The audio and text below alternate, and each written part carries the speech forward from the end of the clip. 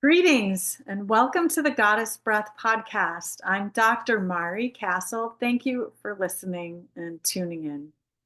Today, I just want to follow up a little bit about the interview I had last week with Seva, the founder of Roots to Crown, and his sharing so vulnerably of where he was at in his early adulthood and that he was struggling with feeling a purpose in his life and not really knowing where to navigate to find some resolution with that. But he eventually did, and he eventually trusted in his inner guidance and listening to his intuition to follow his path, which led him to an incredible space that he now holds for people. And um, I'll say a little bit about that in a minute, but I wanted to just share that I also had that struggle when I was an early young adult in my late teens into my early 20s. Even I can say into my late 20s is how long I really struggled with wanting to be here. I didn't want to be here. I didn't really feel connected. And that was a lot of my healing was connecting with not only my body, but through the breath, I was able to do that, but also to the community and the people that I felt like I connected to. So there's a lot I can go into, but it was my healing. And the holotropic breath work literally saved my life. I know that for a fact, as far as even when I lost my stepson to suicide back in 2006, and having already had done a lot of the holotropic breath work and the training, and it was already offering workshops, I had a setback, but I didn't ever go so to the point that I felt like this is what, this is the end for me. But I did really resonate with that feeling of, again, not wanting to be here. And this is common, I feel. Suicidal tendencies are something nobody talks about, and that we are put on some shame and guilt, or that it's selfish. But what is really happening is people are struggling emotionally and mentally, and they're not sure where to go. They're like lost, a little bit of flailing, feeling lost, flailing, not connected. So, this I'm saying right now here because in the root chakra and the part of Ainana's story where she brings the tree to her holy garden, cares for the tree, makes sure the tree is rooted and grounded, growing healthy, and has a solid trunk foundation and is connected and stable. And when we have emotional imbalance, and when we have the tendency of not feeling like we belong, or that we don't feel like we've been supported in our lives, then it can be that feeling of instability, insecurity, all of the above. Yeah, it can be a feeling of just not wanting to be here and to feel sort of alienated. So, if you have people in your life that are struggling with this, or that are, or maybe you yourself have also struggled at some point in your life with this, it's good to be reminded that we can go into nature, connect to the gravitational pull of the earth, also to find what makes us feel good in our body. And that can be eating your favorite treat or eating really healthy, and also exercising, being in your body through exercise is really helpful. That's one of the other things that have been a lifesaver for me is exercising on a daily basis. In any case, I would hope that you would reach out to someone you know who's struggling, or that you would reach out yourself if you're struggling. And I really want to emphasize right now that our youth is struggling with these high tendencies of suicide. And it's been statistically recorded that we have 2 out of 4 of the age ranges of 14 to 18. It's the second highest cause of death at that age range, suicide. And this is something that really needs to be looked at and addressed. There's a lot of more statistics that I could go into, but if you pull up the National Institute of Health or the Center for Disease Control, CDC, then you will also be informed of those statistics if you're specifically looking for that. Another mass area of suicidal tendency is with veterans. And I feel this also is quite a predominant mental health issue that we all should be, as a collective, paying attention to. What will we be doing to help and support our veterans as they come back from combat and war, or just being in environments that are mentally unhealthy and create emotional imbalance? I personally have things that I can offer, like the breath work and my life coaching, protocol and skills of helping people, like I said, feel more connected with their body. But I'm wondering, what would you do if you were asked to help somebody, to support somebody? Have you thought about how you can take a part and play a part in that? And I wrote down some questions um, of how we can support people. So, can we let them know that we're willing to provide for them what they need, given obviously with boundaries, but that we're willing to listen to what their needs are and provide that for them. And then also, sometimes the youthful generations are our teachers. So as they share with us, taking it in as if they are teaching us, I think also is really powerful and can be transformative for the collective. And then also, that we as a collective can take better care of the earth. We can make an effort to not throw trash or litter. I thought that was something in my own era of my youthful time when I was in my, growing up in the Midwest, and people did that. And I'm so surprised that people still do that today.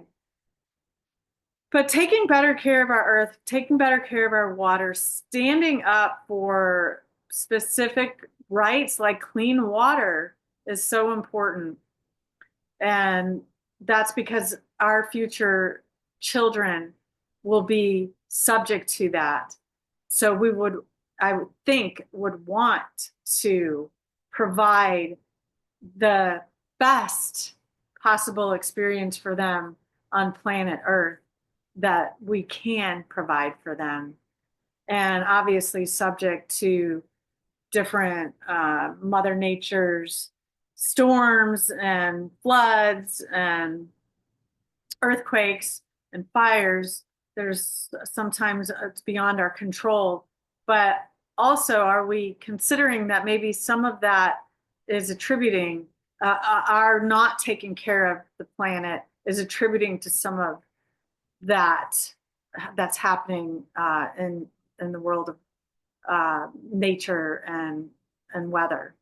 So just some thoughts. And I think it's important for us to have that consideration. How can we help people that are struggling with their mental health issues to even the extent where they feel they don't belong or don't want to be here or don't or feel lost, don't have legs, aren't supported. So if you're listening to this, please take it to heart and give it some consideration. And like I said, if not for yourself, if you're struggling, reach out and talk to somebody that you can talk to, that you can trust, because it's so helpful to share how we feel. I always like to say vulnerability begets vulnerability.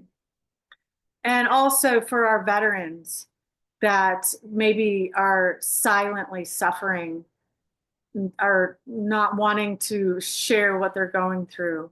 Just maybe reaching out to them and nothing else, just thanking them for the service that they did, but taking it even deeper with a real sincere, how are you doing?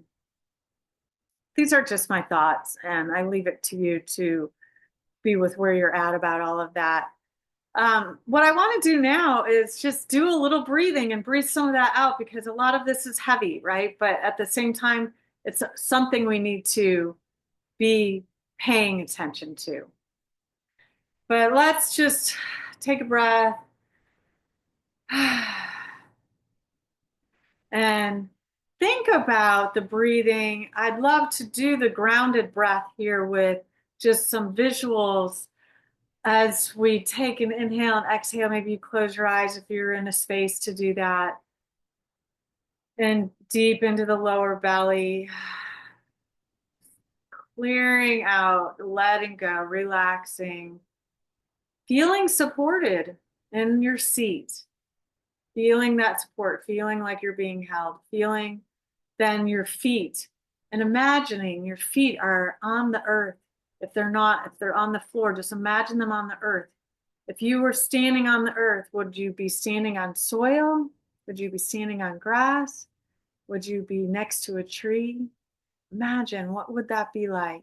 Maybe even your feet in the sand would feel really nice and grounding for you right now. So just thinking of what that could be like, and even where you envision the grass slowly tickling the bottom of your feet, or a vine growing up from the earth, or the roots maybe gently wrapping around your ankles into your calves. Just taking that in, that feeling of that pull, that gravitational pull into Mother Earth. And as you are standing, maybe you're sitting now as you're doing your breathing, but imagine yourself sort of standing, both feet grounded, stable. You've got a foundation. You feel solid, secure. And bringing that focus then with the vines or just the energy moving up your legs all the way to the very low part of your torso. And this is the root chakra at the very bottom of the torso. Just feeling like this pull, this energetic pull from the very middle, the perineum is called, of the very bottom of the torso, the energetic point. And it's being pulled, connected straight into the earth. Just feeling that energetic attachment, connecting to Mother Earth. And as you do that, just allowing that breath and energy to expand across your middle abdominal area. Each breath, each inhale, I'm breathing in and out here. Just bring the movement and energy up to just below the diaphragm, the rib cage, just that area right there.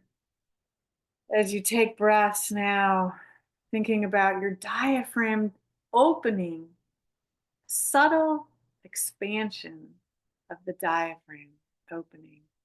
And as you exhale, contracting. So we're just doing continuous inhales and exhales, just thinking about our body, connecting to our body. In that heart space now, maybe pulling the shoulder blades back and down, opening that heart just a little bit more, giving love, receiving love, feeling this energetic outward, like a horizontal, energetic stretch and reach around you. Just noticing what that feels like. And then imagining it that now you're breathing, the energy is moving up, you're relaxing your shoulders, focusing on the breath through your mouth, inhaling, or your nose, exhaling. However you're doing it is just fine. And then that energy is now moving up into your area between your eyebrows, your forehead. So right in the center of your forehead. And if it feels right to you, tapping there, it's our inner healing wisdom, connection to our inner guidance, the knowing within that we all have, trusting it, acknowledging it. And if that feels okay to you, to let go into what that looks like for you. Sometimes in the root chakra, we want too much control. And sometimes we have to recognize that we don't always have control. So now just taking a couple of inhales and exhales, nice deep full body, really moving your body, allowing your body to just kind of open, expand, and contract, relax. Thank you for doing that, breathing with me. I hope you enjoyed it. And I hope you noticed a little shift, a little change. Notice you feel maybe a little differently, more centered, maybe more okay to hear some of these hard facts that we are sometimes not paying attention to, or that is the elephant in the room. Because we have to move forward. We have to, now is the time. We don't have any other time than now. We're run out of time. So let's start to put our efforts in, that what we can do each individually for the collective, for the whole. This is really the underlying beneath my mission of hosting this Goddess Breath podcast. Obviously, I want to get people connected to the breath. I think that's really important. We are literally, I'm using, if you're listening only, I've got my little rabbit ears. We're rebirthing a new human consciousness. Breathing through it is going to be one of the best things that we do as a collective. Now, I just want to give you a quick overview. I've just got a few more minutes here left of this episode, and give you an idea of what the next several episodes are going to look like. You have the sense that we're going to do a little breathing. I'm going to tell some of the story of Ainana. I'm going to share my philosophies of how I feel, what I perceive is happening in the world, and what maybe we can do about it. Each one of us individually, we all have our unique gifts to share. So, and to just kind of understand where I'm going, I want to give you an overview, just give you a little understanding of where I'm going. That we just were talking about the root chakra and how this is so important to pay attention to energetically for stability, for confidence, for security. And that Ainana creates the tree and the foundation, and builds the tree, and the tree grows. And we can mirror ourselves from that tree as our trunk solid, or our we not rooted? Are we not grounded? So there's both, right? Both spectrums. And then we move into the sacral chakra, where Ainana hears a call. A call to go visit her father. So she has to basically leave her home front. It can be vulnerable and visit her father. And her father welcomes her with open arms, a big bountiful display of uh, fruits and foods and flowers and overflowing vessels of water and beer. And it's basically a big celebration of Ainana's uh, young womanhood and her coming of age to now share her gifts with her city. So her father gives her the powers of civilization. And this is what she desired. So she's getting basically what she desired. Then she leaves and she's met with, I'll call them villains that she has to face as she challenges back on her boat of plenty to her city. And this is like her initiatory rite, her shamanic initiation as a young person would in other cultures go on a shamanic initiation to bring back to the city some added value and gift. And what she brings to her city is the feminine aspects, like the aspects of music, beauty, the arts, poetry, uh, singing, the nine muses. And we'll talk about fertility because Ainana is the fertility goddess, and intimacy.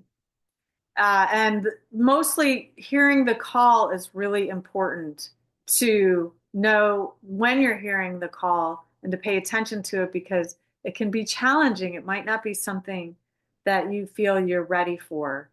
And yet, uh, finding support, getting support to help you, and all of these things I'll say a lot more about.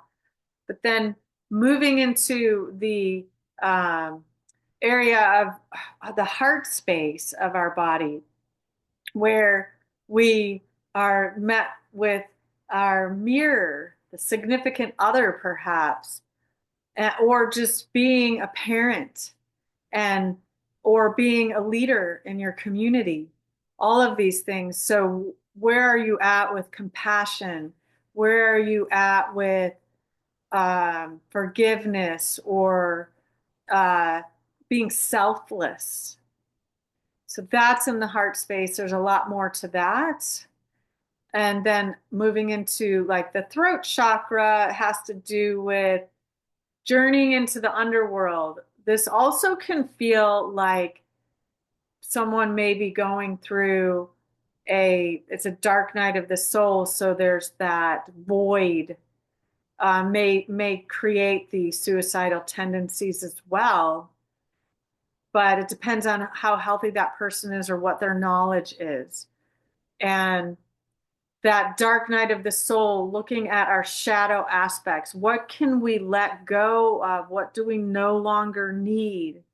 What do we want to fill in those spaces that that are the void, that are going to be healthy for us, that we can show up as a healthy citizen in our community and in our world and for our younger generations as leading them and guiding them and being a good mirror.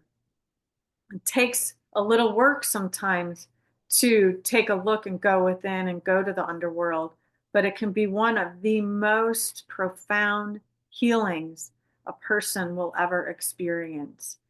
And coming out of that then moves into this third eye chakra, brow chakra center, like I said, where we hold our intuition, our inner guidance, our knowingness, not from an egoic level, which can happen, but from the inner knowing, our own truth of what we feel is good in the world or bad in the world. And I say those words very lightly because they're all is all together. It's the mix. And here we sit in the paradox at this space in the brow chakra. And this is where we see Ainana with the morning, as connected to the morning and evening star, Venus. So she's got that pull where she shows up in the morning and then where she shows up at night, the paradoxical spectrum. So I didn't say that, but Ainana in the heart space, she meets with her significant other. They have a beautiful love rendezvous in the holy garden, and then years go by, and then she journeys to the underworld to visit her sister Erishkigal, the queen of the underworld.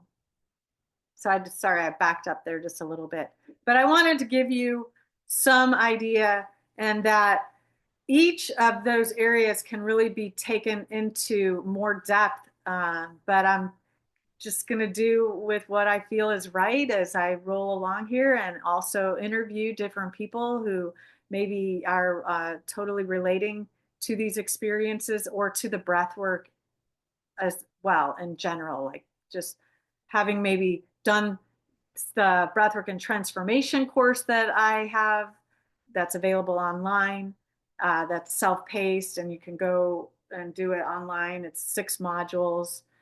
That is really, really helpful for peeling away layers and opening and clearing away blockages, or the holotropic breath work, the deep process breath work. So I'll be also interviewing people for different aspects and themes that are coming up. Okay, well, that's all I wanted to share. Thank you so much, and I hope you have a beautiful day. Blessings.